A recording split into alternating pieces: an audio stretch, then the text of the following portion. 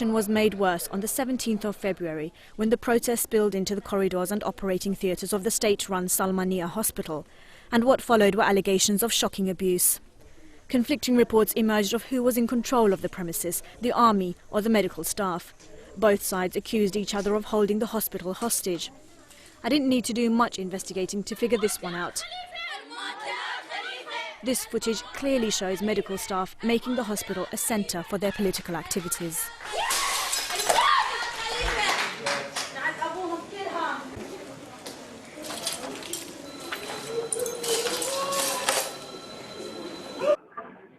صار الأهم إن الأطباء والمنتسبين كلهم تبنوا حركة 14 فبراير.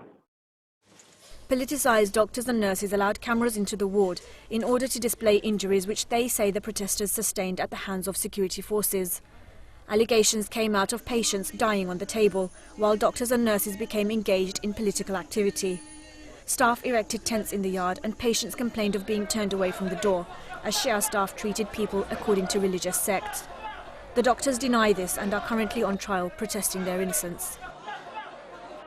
خلاص هذه المؤسسة هي مؤسستنا، فعلينا أن نسعى لحماية بوابات هذه المؤسسة. نحتاج إلى شباب أقوياء، نحتاج إلى من يجند نفسه لحماية هذه المؤسسة. الأخوة يحتاجون لحماية البوابة. Dr. Mariam Al-Jalahma is a medic and a human rights worker. And during the siege of Salmania, she was on the Command Centre Committee, trying to remind her colleagues of the ethics they signed up to when they became healthcare workers. Against, of course, the administration rules and regulations, they participated in strikes and demonstrations in the hospital, which is forbidden by the law. Nurses were holding demonstrations within the corridors of the hospital in front of the patients.